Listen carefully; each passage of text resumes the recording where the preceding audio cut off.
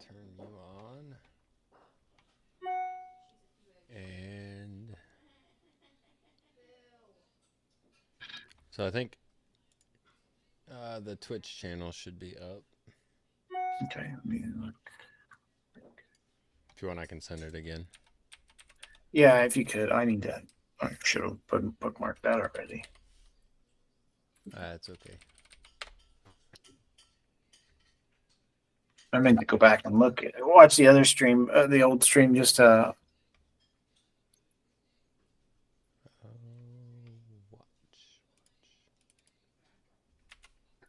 but I ran out of time. I'm trying to get insurance for a new contract, and it's been taking up all my free time. So I did get a chance to look at the code I wrote and see what it I did get a like chance to look at the code I wrote, the God bolt thing. So I did get that done, but Yep. That's okay. It's self-paced. so I do have a question while you're working on that. So when it comes down to like, well, I started to see like the while loops kind of in some ways all look the same. Is that normal? Yeah. Like, okay, so it's like you can start like shortcutting that and say, okay, that's probably a while loop, and Yeah, I mean, so what when you talk to people who are writing, I took a compiler class in grad school, and when you start writing compilers, right, you learn that all of the stuff that we do in sort of a high level language, not all of it, a lot of the stuff ends up being what they call syntactic sugar. So like you put on this sort of layer of, I have a for loop that does, for I equals 0, I is less than this, and I is less than that. But that's all just sort of sugar coating to make it nice to be able to say I initialize a variable, I then check, and I'm going to do a jump. Like we'll go through that when we're, talking. So we will get to that.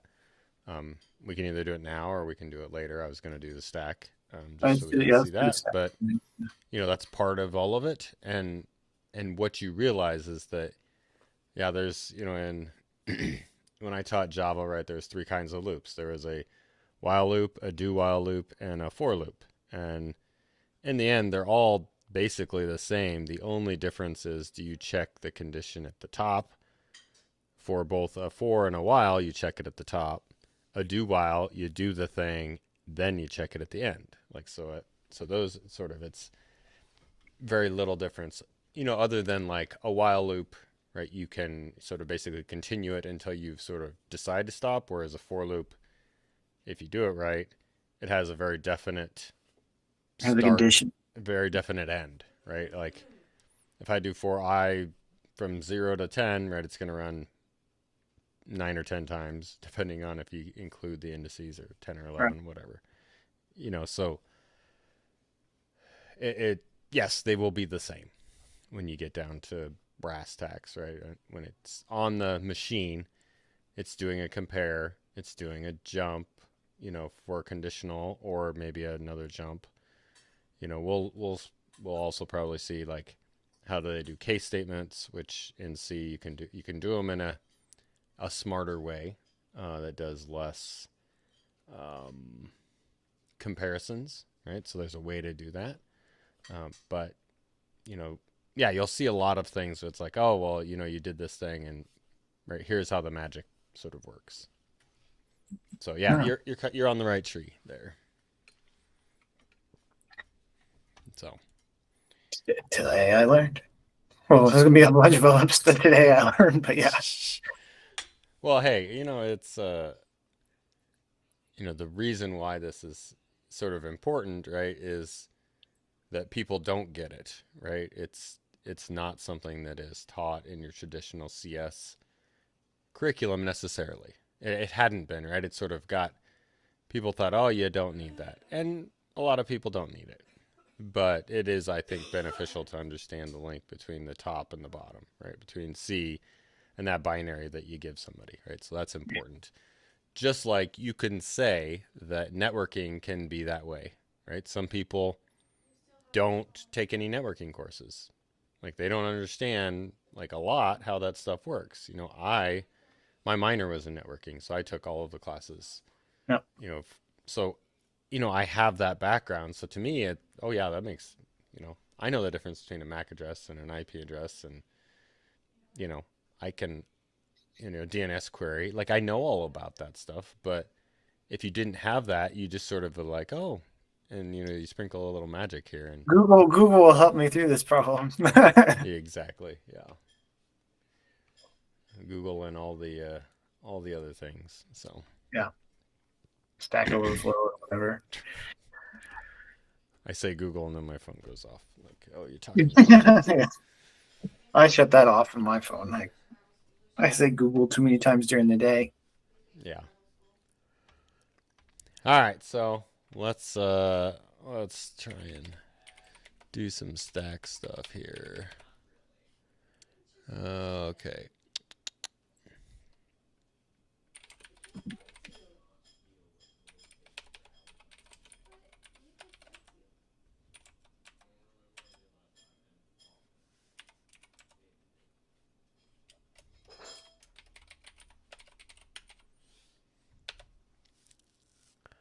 Oh. I guess I don't have ZSH installed. Okay. Apt install.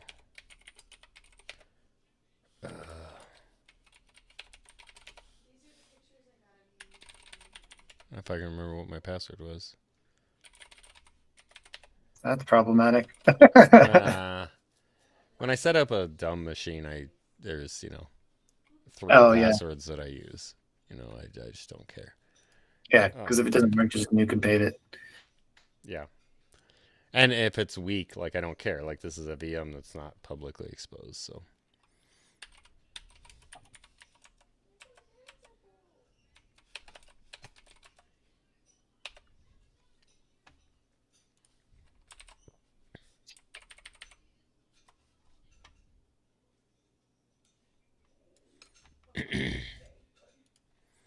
All right, and kind of what I was gonna do.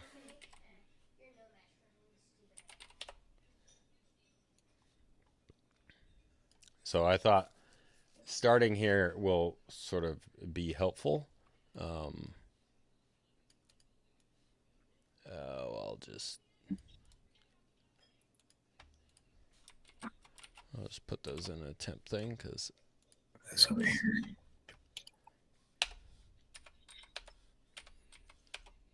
All right, so we have a data structure that is called the stack. It is basically a pointer to some memory that is going to be allocated to a process, right? So your process has, we talked about some of the different memory locations. So we got, our execution is going to be in .text. Our code, our read write with initialized data is going to be in the data section. Our uninitialized is going to be in the BSS blank stack segment. So the stack is sort of this other area that we can put stuff, right? And it's so integrated, right? We have a specific pointer that allows us to point to it. So that's called the originally SP stack pointer, ESP, RSP. So all of those are sort of the same thing. And I'm going to do this in 32-bit.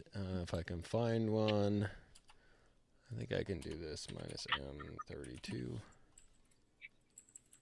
Okay.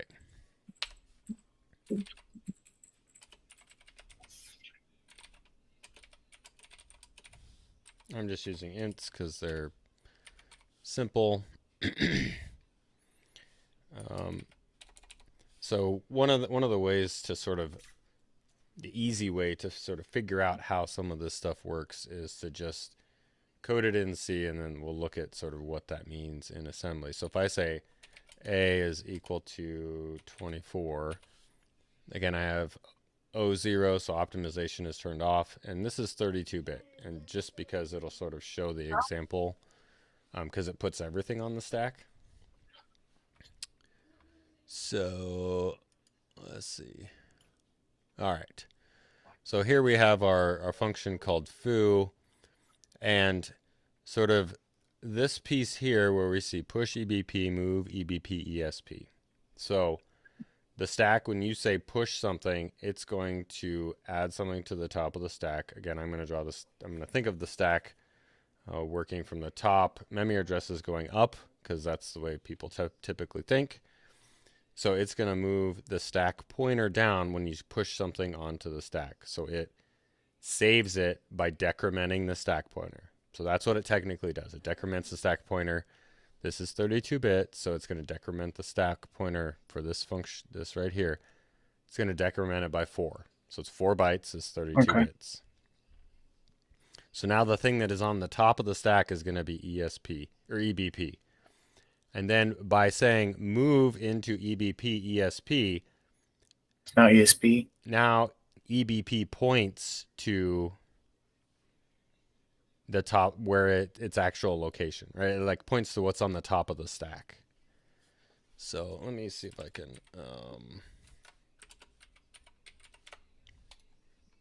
I have made diagrams before, so that typically is sort of the easiest way to do this.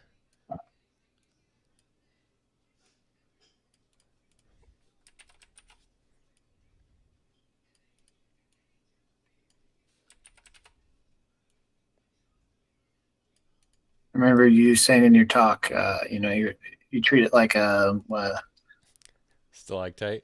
Stalactite, yeah. Or icicle. Well, I was thinking icicle, but I guess it all works the same. Yeah, it's the same thing. But stalactites are cooler than icicles. Right? Yeah, that tracks. Yeah. It's all right. So we got that's a register, and then EBP is a register. And we had talked about previously, and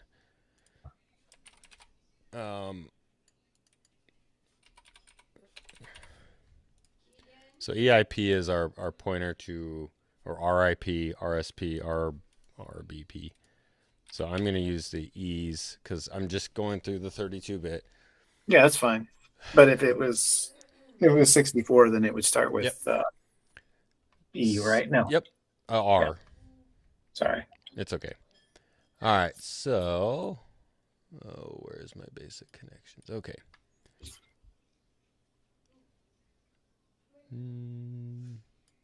Nice arrow. All right. So when we come into the function, ESP is pointing to the top of the stack, and that has the address of the next instruction to be run is sitting on top of the stack. This is an address, so it tells when you're done, right? We'll see it at the end, but we're going to basically go to that location. So you come in, so this is the thing that's on there. So when I say push EBP, now ESP is going to be down here. I'm going to make a fake value for this just so we can sort of see it. 0x, 1, 2, 3, 4. Right? So what we're going to do is we decrement it, and then we put on here what I would say is old EBP, which has the actual value is going to be 0x, 1, 2, 3, 4, 5, 6, 7, 8, probably, because it's 8-bit, whatever. This is just a value. Yeah, it's just a value. Okay. Okay. So that's where ESP points. EBP may have pointed to another, we call base pointer. So it may have pointed somewhere else. So we execute the next instruction, and now this bad boy, if I can grab the handle. Oh, wrong thing. It's going to point to the same spot. So it's pointing to basically where its old value is. So that's what this is doing. So this is called the prologue of a function. You can generate code that doesn't have a prologue. So sometimes malicious code will not use this. It's possible. Most times they're writing it probably with a compiler. So it's gonna do this. It's gonna set up a function with a base pointer and a stack pointer. And sort of the big thing to understand here is if you see EBP being used like this, what this means is that So this is our base pointer. And then as we kind of talked about last time, so argument 1 is going to be here. Argument 2 is here, right? And so when we go to reference those, we can just say,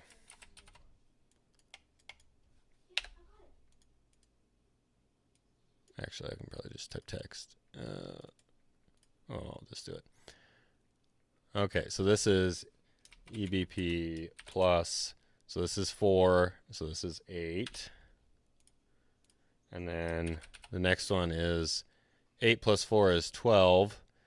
And if you write that in hex, that's 0xc in hex. So you'll see it in the, yeah, you see it over here, right? So we see 0xc. So those are going to be arguments that are passed in. So when I have my function that says int a, int b, those are arguments to my function. So a is going to be at EBP plus 8, b is going to be at EBP plus c, right? Because we got to skip the old EBP, we skip the address, and then we get to our first argument. And then, okay, so what you're saying is the last blank one is kind of what you're starting your reference from, and then the other two, the addition is basically where you're referencing each variable. Just so I'm understanding you correct, right? sorry, say that again. Where, so you said the EBP Yeah. is basically that's kind of your this is where the function starts, and then you're referencing, you know, two blocks up on the stack there by using those two hex addresses, right? You're basically saying arg1 and arg2, if you want to find them, it's a EBP, old EBP in this case, plus 4 and plus 8, I guess, if I'm reading that right. Or am I making sense? So plus 8 and plus 12. Yeah. Oh, okay. Because 4 is the address. 4 is the address of the next instruction, and you really don't, like, we'll use that here in a bit. Right.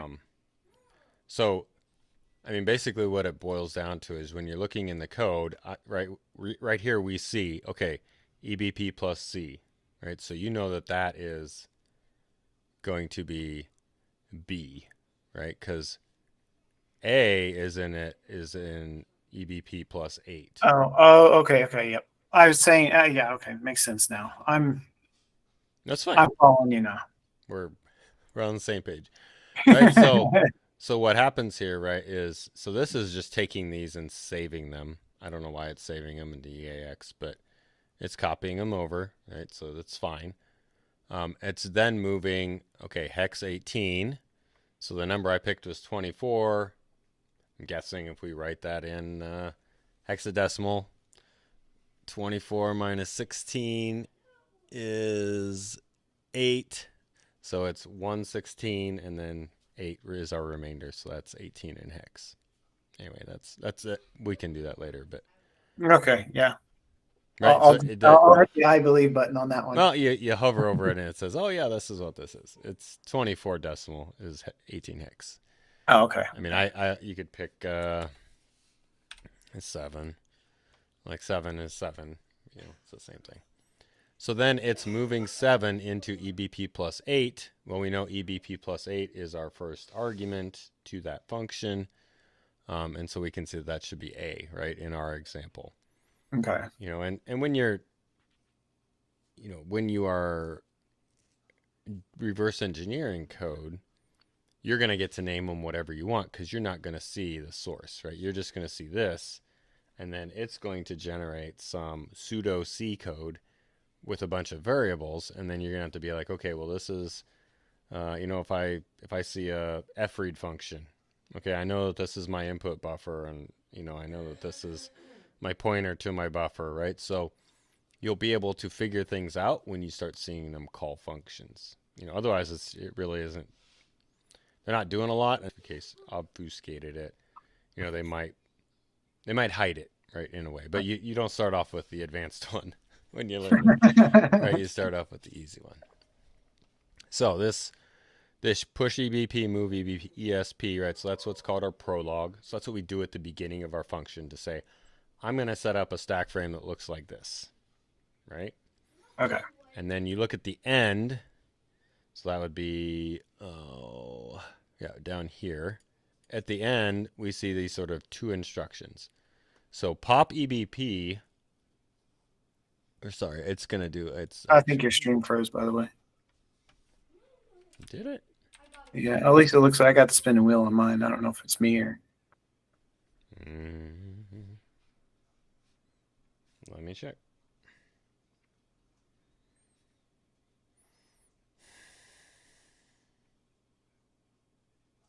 There was a network error. Please try again. Wonder if it could be on my end with all the wind we have right now.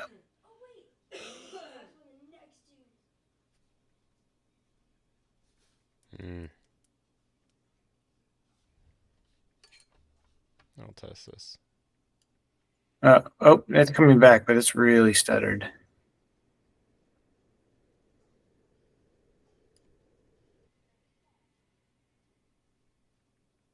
Interesting. You seen the same thing on yours, or?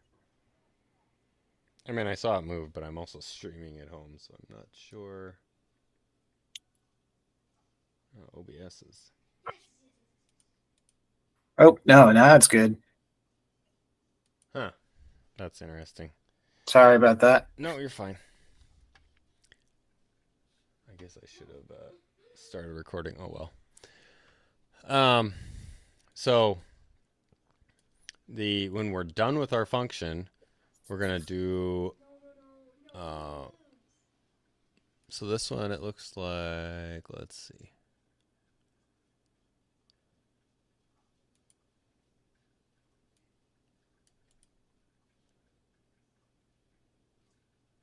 Yeah, it looks like so we didn't use any additional things. So it did. Oh, okay. So it did.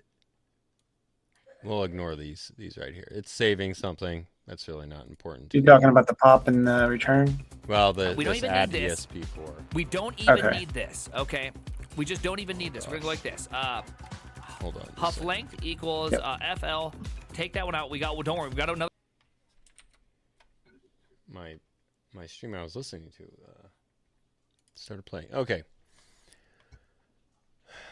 So our prologue is this. So our epilogue is sort of the opposite of it. So the pop EBP. Happened again.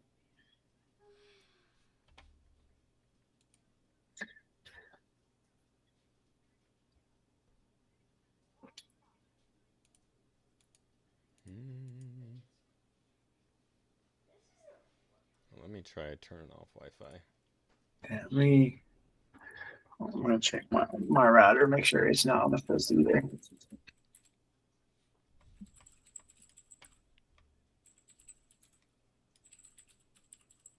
Which wouldn't be far from the truth considering how windy it is.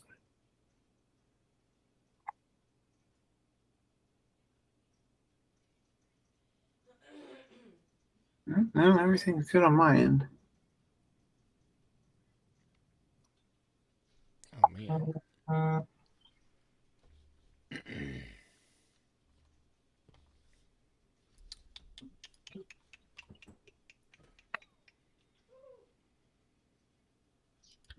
Well, I also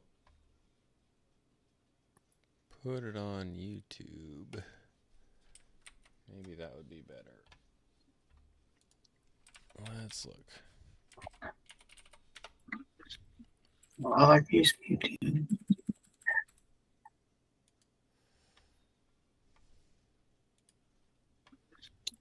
Well, I like these YouTube.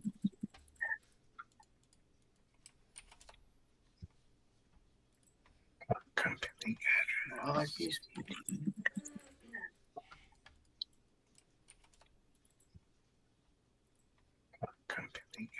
I like these YouTube.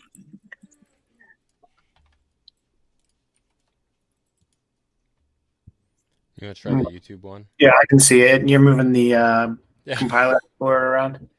Is it? Is so like Twitch is just like. Okay. Yeah. Well. Which is doing something. Yeah. All right. Well. All right. So I'll try and re-explain it. So our prologue is setting up the stack in a way that we can use EBP to reference Mhm. those locals, those arguments. And Right. so at the bottom, right, we sort of have the opposite. So before we push EBP, so we save the value. So then when we pop EBP, we restore the value, right? So the stack will be pointing right here. And so when you pop it, that number goes back into the register because for example, right? So ESP might have been, when we started, it might be 789 A, B, C, D, right?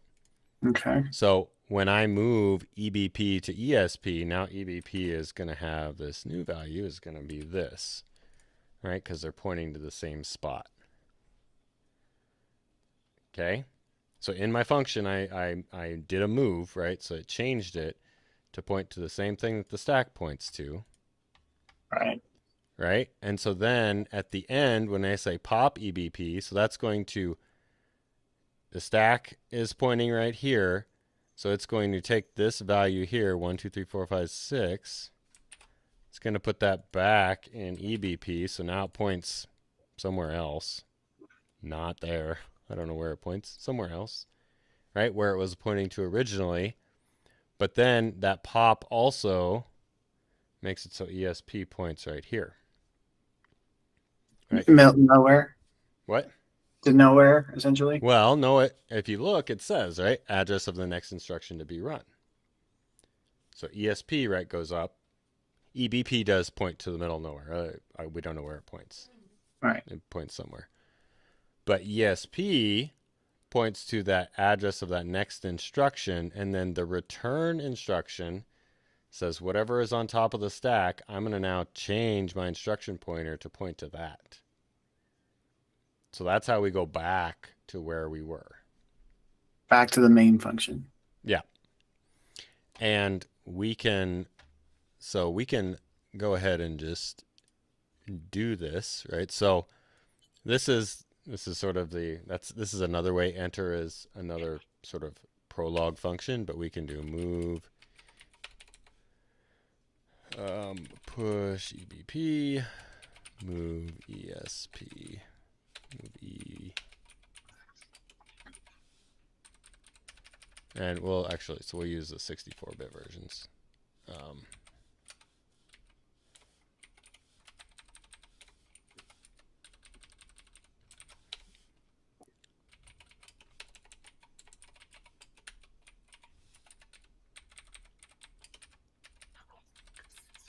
We'll just pick a random number, 43. There we go. Okay, so I want to just build this and debug it so we can kind of see. And we will, so in our main.c, right? Normally we'd say this, this thing, it takes a void. But I'm going to actually give it some arguments. So let's say we have int A, int B, int C. Okay. And when we call our function, let's do hex B. Oh, there we go. Code gave me some arguments. Okay, so I'm going to give it some arguments in order to test it. That kind of makes sense? Yep. We're going to see them. Yep. All right, so I'll do make again because I changed that. What's this called? Stack intro. Break ASM on main. And I'll make this window bigger because we're going to look at this. And then R for run. So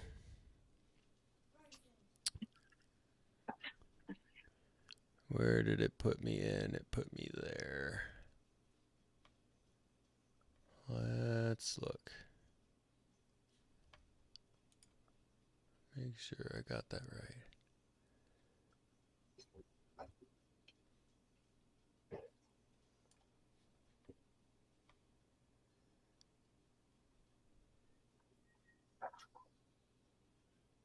Oh, what's... Oh. Oh. Yeah, let's see. The compiler doing something funny, or Yeah, it's...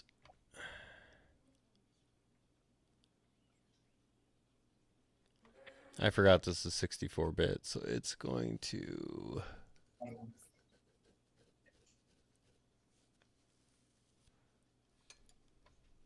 It's not going to do it the way I thought it was going to do it. we can stick with the 32 if you want. Yeah, I mean, it should have put... Yeah, it's fine. We'll... Not sure why. This is an ASM main.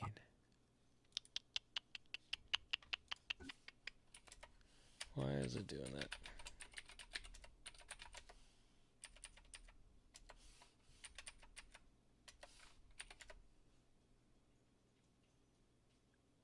I must have had an old... Yeah, it was... Okay, so, yeah, this is why, this is why I do the 32-bit first. It put them in registers, right? So Okay. this is the sort of 64, the difference, which is why I usually don't start with this. And I'm not sure if my system will do 32-bit. It probably will. Arg. It's not going to do, okay, it's not going to do it the way I wanted. But it will set up the pointers. It did that already. So for some reason it decided it would start at main +4, even though I put the breakpoint at ASM main. So it already did the push. By one. So actually I could do break main. And let's run. So we'll start from the beginning. Okay. So normally, right, so if this was, so if we look at our main, we got beef, dead, and then cafe, right? And in here we can see that it's doing them sort of in the opposite order. So beef, like it's doing babe first, but that's because it's the last argument, right? And the only difference is, so if this was 32-bit, it would say push, push, push, right? So for these, that's the way it would call that. And we can see that in the Explorer. I'll bring that up in a second. But in 64-bit, it uses these registers for those 32 values instead of the stack. But we can see if we do step instruction. So if we get down here, so the big thing that we will see at this point is, so RSP is pointing to the top of the stack. We can see on here the value for RSP is 1,000. Right? So that's the top of our stack. When we do this call instruction, it's going to put the address of the next instruction on top of the stack. So the current instruction is all these 5s, 1 DC. So the next instruction, call, I'm not sure. It's not showing me like I can do disass. So the next instruction would be 1E1, right? So that is the address we want to come back to. And so that's going to get pushed onto the stack. So if I step instruction, now I'm in my ASM main. And on top of the stack is that 1E1, which was the address of the next instruction, right? So that's on, right? That's at 0, which we talked about. It's then going to push RBP. So right now, RBP points this DDF0. So I will go ahead and when I step, right, that's going to get pushed onto the stack. So we're going to see that on top of the stack. So now DDF0 is on top of the stack. So our old EBP is saved. Here's our old instruction, right? And then now it's going to move RBP to point to RSP. So RSP points to, so this address right here is what RSP has. And it's shown up here, right? So this DDD, 3 Ds and a 0. is our RSP. So now EBP is going to point to that. So if I step now both, and it shows here, right? RSP and RBP are both pointing to this location. Like the debugger is showing us that they point to the same. We could look in here and see, okay, RBP has this value, RSP has this value. They're the same. And that would be both would be the DDF0. Mhm. Or excuse me, the DDD0. Yep, the 3Ds, right? So those are shown in there, right? So we know that they're pointing to the top of the stack. And then if I step a couple, so I move into EAX 43. So now we're going to pop RBP. So now RBP is going to go from the DD0, right, to its old value, which was DDF0. It's slightly different. It's a different number. It won't Right. always be the same. Like they're very close. But then the stack will point to that instruction, right, of where we want to go back to. So Which, if we went back to that other diagram, would be the second from the bottom one, right? If we wanted to use that as an analogy for this. Yeah. Okay. And so then that ret, right, which is C3, right? So when you see that, that means that we're going to take whatever is on top of the stack and we're going to make the instruction pointer point to that. Right now, the instruction pointer points to this 514A. So now it's going to point to 51E1, right? Because that's what's on top of the stack. So that's what return does. It goes back to where we just were at. So now if I step We've kind of been a circle in a way, a roundabout way. Yeah, I usually think of it as you're jumping over here and you're doing this thing and then you're going to jump back, right? Right. So it's Taking the long way around. well, so it has, right? It has to be able, like this is how functions work. Because if you've ever, like you may have not done it, but like recursive programming is where they have the function call itself. And so the only way recursion works is if you save, okay, this is where I'm at in this version of it, and then I call it again, and it knows it's actually pointing to the same spot, but this data structure with its locals, so we'll see locals in a second, is different than the previous one's locals. Like a lot of people have, it's one of the concepts people struggle with is recursion. Like a function that calls itself many times can be a difficult thing. And so we won't even, we'll walk before we run to get there. But, right, this return instruction is now going to allow us to go back to, right, that, previously we were here, we jumped over to that function, did its thing, right? It saved, EBP used it, right? Now we're coming back. Well, now we're at the same spot we were before. So we were back to where we were prior to calling this function. Okay. I'm tracking. Okay. Yeah. So, the stack, we've got 2 out of the 3 things that the stack does, right? So one is arguments. One is that return address, right? Where am I going back to? When I'm done. Yeah. Mm-hmm. And I guess there's 4 parts. We saved EBP because we were using it, like we wanted to use it. And we'll actually end up doing that a lot, right? So, for example, so we saw in here, right, that when we went to call that function, right, it was using RDX and RSI and RDI as arguments, right, to that function. And so it's going to get to the point where,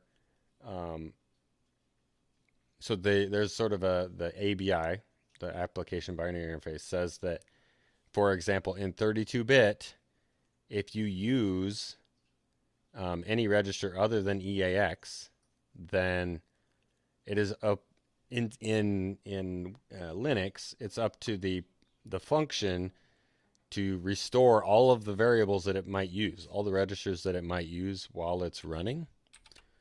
What, like back to 0 or just to what they were before you called the function. Oh, okay. So this one is pretty simple. it does use EAX, so it actually saves it, right?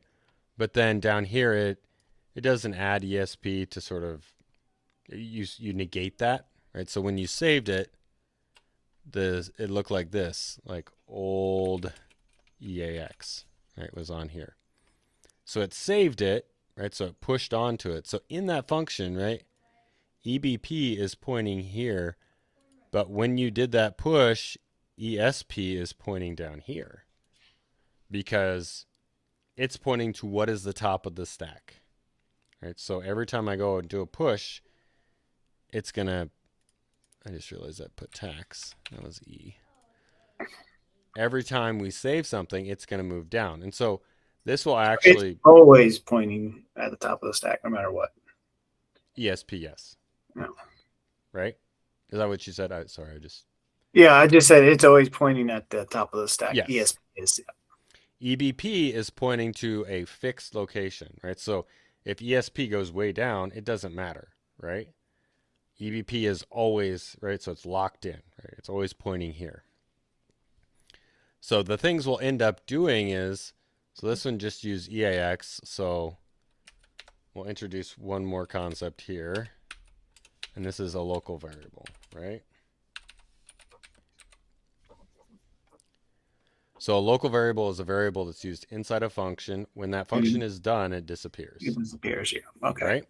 I do remember that. There you go. So the way this is referenced is local variables go down here below.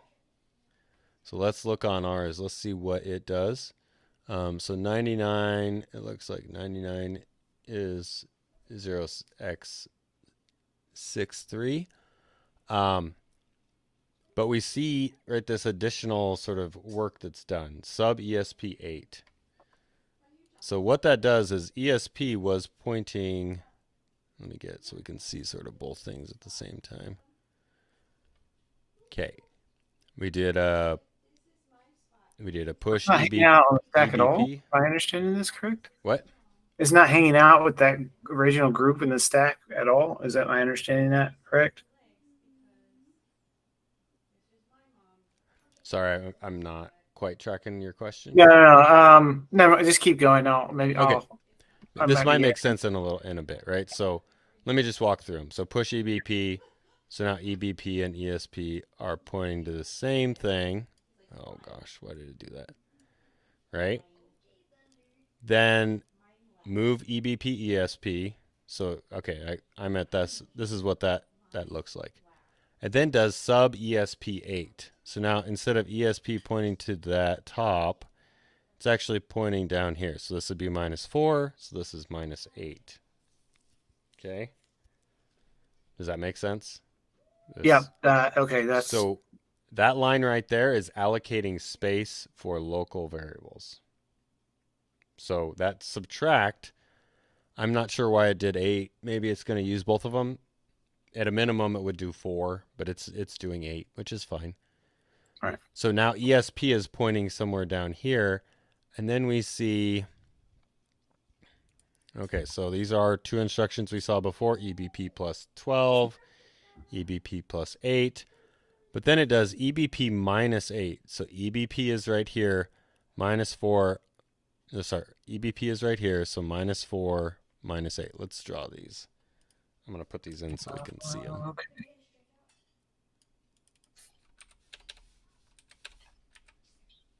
So in the diagram, it kind of sits out from the stack perspective. It kind of sits outside of the normal grouping inside that stack. It sits in an address minus. Sorry, what is it? The local. The old EBP. Okay. Or I guess it would be EBP. Excuse me. And then since you're adding a local variable that won't be used outside the function, function's got its group of address space on the stack, right? Or excuse me, let me not address space.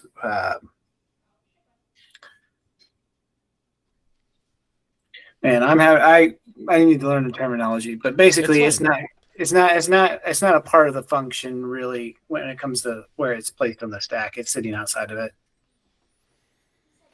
So what we call, Or do I just not need to group it at all? I guess maybe that's what I'm well, getting. what we call this whole thing here. So Mhm. all of this, you typically call it a stack frame. Okay. So it is all of the arguments, right, that you're giving to the function, the variables that we need to save, right? So EBP happens to be one in this one, and Right. then, in our return address, and then our local variables. So those all go on a stack frame. And what that means is that is the thing that I called a function. It built that stack frame before it even started executing the code inside of that function. Oh, okay. So it's building this stack frame so that it can use it in the function. So this will, when the function is done, right, this will all go away logically. Yeah. The data is actually there. It doesn't actually overwrite it. It just leaves it there. It just makes the stack pointer point up here, and then when the next thing goes, it initializes over the top of the old memory. Right, because you don't waste cycles. Yeah, there's no use wasting time zeroing it out unless you're doing something cryptographic or, where you don't want that to be sort of left there. So those are times where it might, but typically you don't at all zero out your stack when you're done.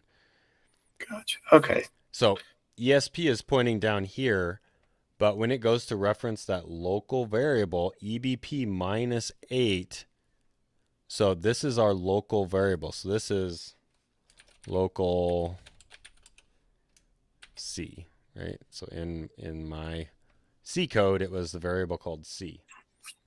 So Okay. if it references EBP minus something, right? So the way you know is if you see a minus something, then it's a local variable. I don't know how it did thumbs up. Apples. It's done that a couple of times. Well, I know my Apple camera does it. Maybe it's Google. I don't know. Anyway, so local variables are going to be negative, right? EBP minus something. Like the minimum is 4, which it doesn't look like we're even using that in this example. EBP minus 4. Oh, it does get used. Not sure.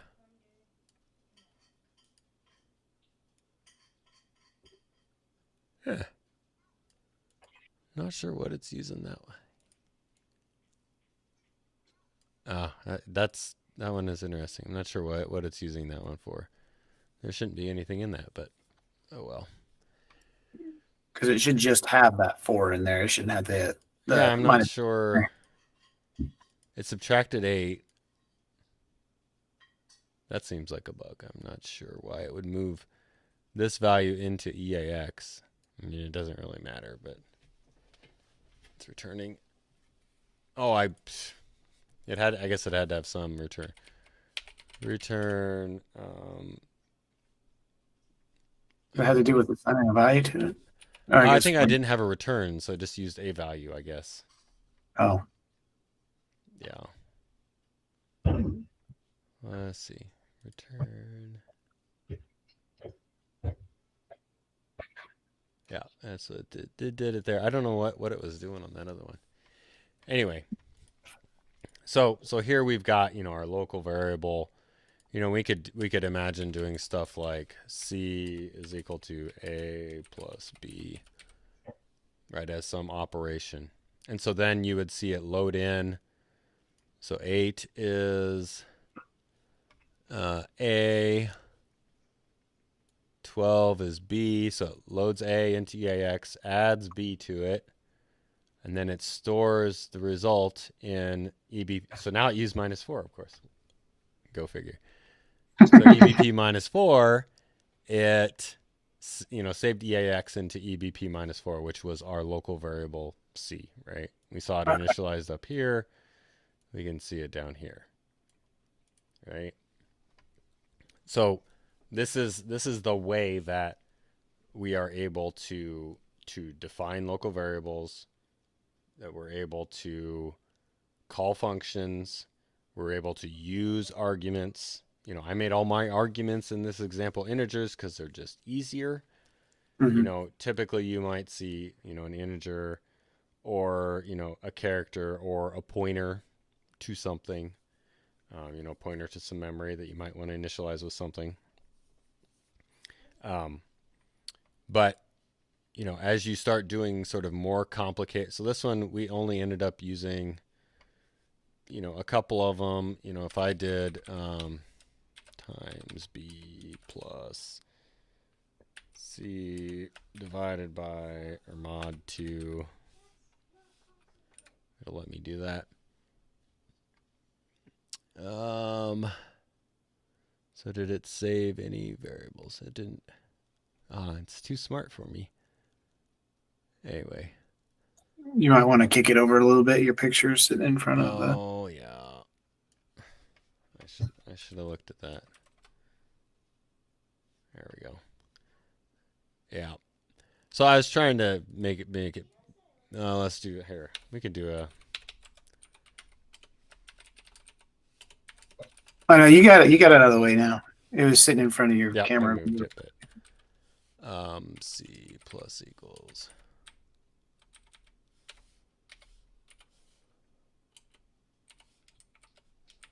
I'm gonna try and make it do something more interesting. I'm not making it complicated enough.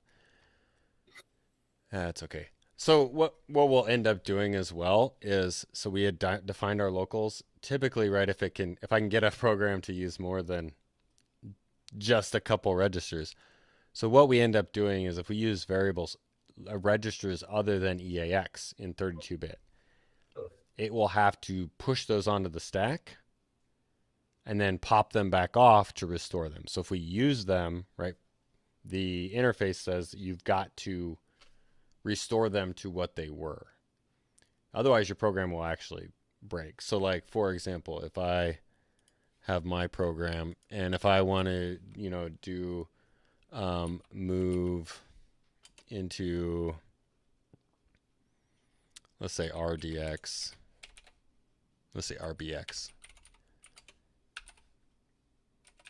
So if I use it in my function, what I end up doing, let's say I do a couple of them. All right. So if these needed to be saved and then restored, I would pick an order. It actually doesn't matter. But I might say push RBX, push RCX, push RDX. But when I'm done with my function, I have to pop them off. The way to do that, you actually have to do it in the reverse order that you did it, mostly. So the easy way is to do it in reverse order. So you can say pop RDX, pop RCX, pop RBX. So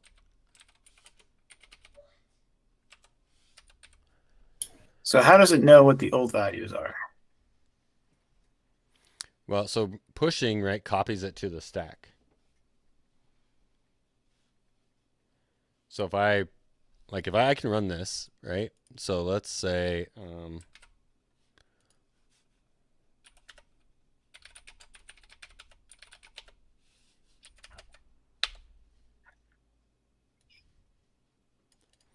if I break ASM, break main, run, let's step until we call our function. So we can see here, so let's say we got RDX, RCX, RBX. So these are our three variables, right? And it's just like this first part. So our stack, when we get there, right, we're going to see them. So you will see them appear on top of the stack, right? Those three values. So this is RBX. This is RCX. And then that is RDX, right? So when you push, it makes a copy of the register and puts it on top of the stack. That is what push does, right? Is it does a move. The original value. Yep. And then my Ah, function here, right? I'm modifying them. So now I can see RBX, RCX, RDX have completely local copies of the values. I'm doing whatever with them. Now I'm done with my function. So now when I do step 3 times, it's going to restore those 3 back to what they were before. from Right. the top of the stack, which is why you do the push in reverse order, or Yeah. Either one, right? Whatever. If you do it in, order X on the top, then you do it in the reverse of X on the bottom. Yeah. I'm sorry. It wasn't. Was it push or move? I don't remember. But yeah. So I mean, typically we talk about pushes in the reverse order in the sense that when I'm calling a function, right, I push the arguments in the reverse order that the programmer gave them, right? The programmer gave them, A and then B and then C and then D, right? And when it goes to push, it does, I'm going to push D and then B and then A, D and then C and then B and then A, right? Yeah. Right? So in that sense, the programmer gave them in a particular order, and our EBP-based stack assumes that argument 0 is, in fact, at EBP plus 8. So that's what we're assuming, right? Argument 1 is at EBP plus 8, and argument 2 is at EBP plus C, and then the next one is, if we add in hex, this is going to be at 10 hex. This is arg3. And then the next one is at 10 plus 4 is 14. Right, it just sort of goes up the chain, right? If I fix my number there. So again, this is, I don't want you to necessarily be confused, but I wanted to sort of give you a lay of the land of this is what the stack is for, right? It is for us to arguments, save variables, right? Define local variables, return addresses, right? Those are the 4 things that it does. That's why we use it. And, like you saw, right, it's making, again, they call this whole thing a stack frame of this is the context of what this function call is. And when you do recursive, right, then it's I got a new, every time I call it again, I got a new context. Right? So that will make it hard. But we'll sort of learn how to write it in C first, and then you'll sort of see it in there. I'll put that on my list. So basically, when you do recursion, you're getting kind of a copy of that frame and having multiple instances or whatever you want to call it. Multiple stack frames.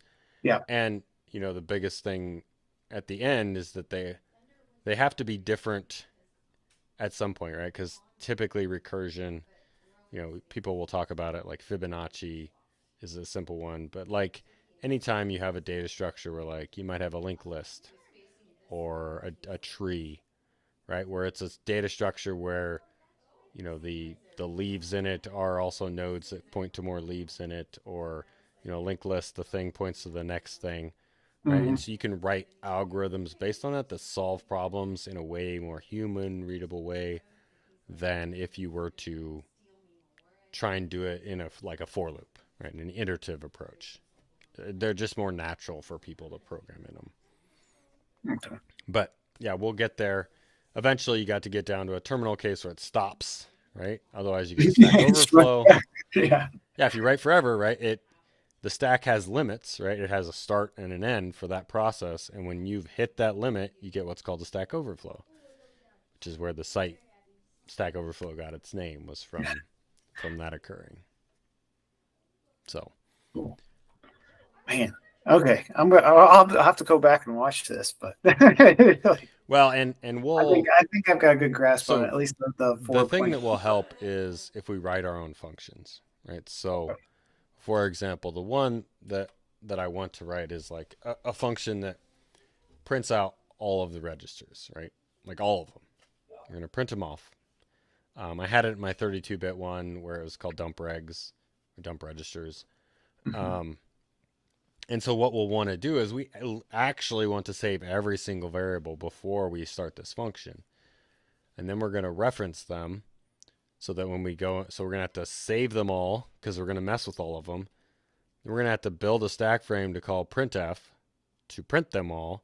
And then we have to, save, build the stack frame to print, and then restore. Right. So that's what we end up having to do when we are making this function. We'll start with some easier ones, but that will be sort of probably the lesson after Thursday. Okay. We'll sort of dig our way into it and see how far we can go. But I think we need to write some functions, like write our own functions in assembly, right? That like we've got one function here, we're going to write another function, right? And this other function is going to do something. So we'll, I don't know, we can print some characters or, I definitely noticed that, like, it had the ASM main, but then when I dropped it in Godbolt, like it was creating other functions inside of there. And like when it was doing the while loop in there, because I was iterating over that CSV file, like I could see it would go in there and be like, oh, hey, it's referencing another, I guess you call it a function. I don't remember at this point what ASM main is. Yeah, it's a function. Yep. Yeah. So calling it a function, they called it a different function. It was named not very human readable stuff, but it was obvious. And then it went back to the other one. So I'm starting to see that. So. Yeah. And when, right. So the functions that a human writes, right. So they're typically, right. The text that you see, like ASM main, that's called a symbol. And so typically a lot of that gets lost, right? Because it really isn't needed in the binary. Like you don't need those symbols. Mm-hmm. And so either they're not added or, people can strip symbols and just remove them. And so then you don't have a human readable name, which is a lot of times what you'll have, right? You won't have a nice name for it. You've got to come up with a name when you're reverse engineering. So. Gotcha. Okay. But we'll see that, it's all, it's a process. We'll get there. Fair enough. No, this is great. I'm learning a ton here. So